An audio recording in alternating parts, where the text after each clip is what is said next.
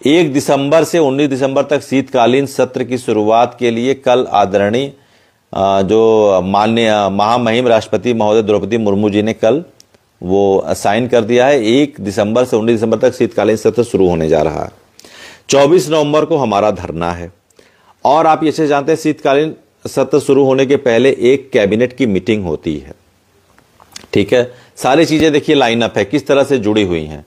यहां पे जज साहब इस हफ्ते में तारीख क्लियर करेंगे कि ओपन में सुनवाई होनी वो दूसरे तीसरे हफ्ते में होगी, मतलब 16-17 नवंबर के बाद।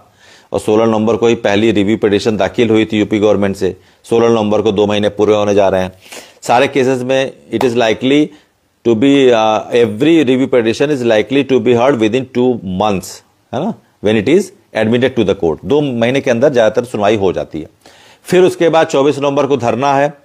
1 दिसंबर को शीतकालीन अधिवेशन की शुरुआत होने जा रही है और उसके ठीक 1 हफ्ते पहले एक कैबिनेट की मीटिंग रखी जाती है, जिसमें उस शीतकालीन अधिवेशन में जो भी कुछ प्रस्ताव हैं, जो भी कुछ चीजें हैं जिन पे चर्चा होनी है, उसके बारे में बात होती है, ड्राफ्टिंग होती है। जो संसदीय कार्य मंत्री है उसके ड्राफ्ट रखते हैं।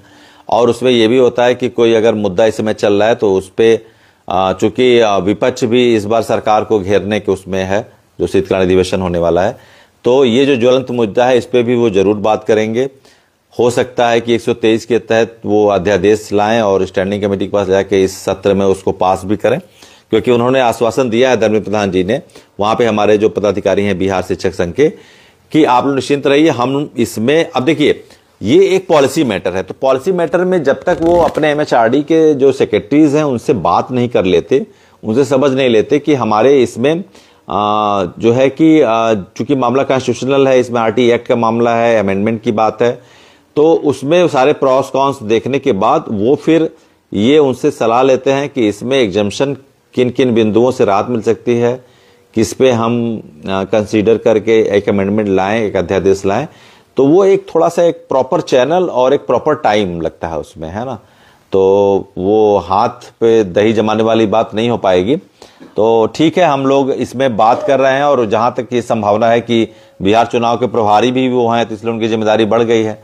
14 नवंबर के बाद वो खाली होंगे और उन्होंने आश्वासन दिया है तो वो झूठ नहीं बोलेंगे, हमको पूरा भरोसा है। ये 25 लाख 30 लाख शिक्षकों की बात है, तो वो इस पे अपना पक्ष रखेंगे, श्वेत जारी करेंगे। कैबिनेट में इस बात पे चर्चा जरूर होगी और संसद में भी हमारे कई माननीय सांसदों ने यह हमें आश्वासन दिया है कि हम इस मांग को उठाएंगे कि जो भी रेट्रोस्पेक्टिव डिसीजन आया है ये आजीविका पर प्रहार है। जो भी RT एक्ट पहले के नियुक्त शिक्षक हैं उनके साथ इस तरह के असंगत जो भी हैं वो प्रावधान लागू नहीं हो सकते, उनको इसमें से राहत मिलनी चाहिए।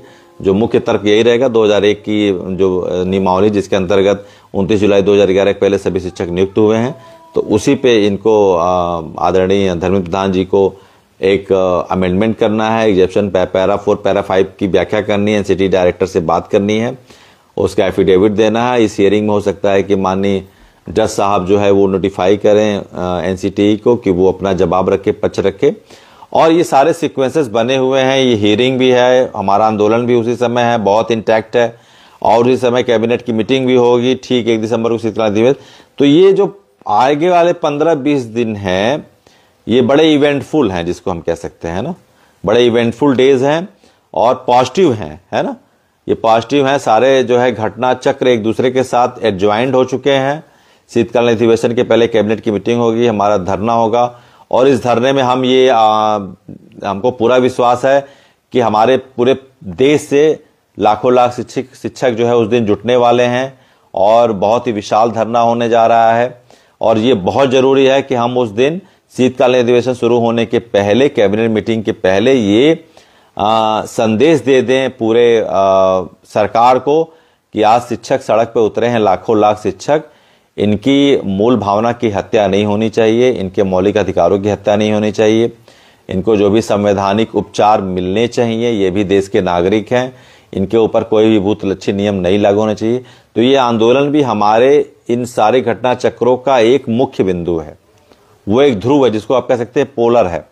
तो उस पर आप बिल्कुल फोकस करिए, सभी लोग जरूर पहुंचिए, क्योंकि आपकी संख्या ही सरकार को ये मैसेज देगी कि आज शिक्षक कक्षाओं को छोड़कर सड़कों पर क्यों आया है और हमारी जो मूलभूत मांग है, जो हमारी मूल भावना है, उसका सरकार ध्यान रखे, श्वेत पत्र जारी करे, 123 के अध्यादेश लाए, स्टैंडिंग कमेटी में ले जाए और कोशिश करके इस शीतकालीन अधिवेशन में ही उसको स्वीकृत करे और उसको संबंधित कोर्ट को टेस्टिमोनियल के रूप में देके और इन सभी शिक्षकों को संवैधानिक और जो भी राहत के हम योग्य हैं वो हमको राहत मिलनी चाहिए।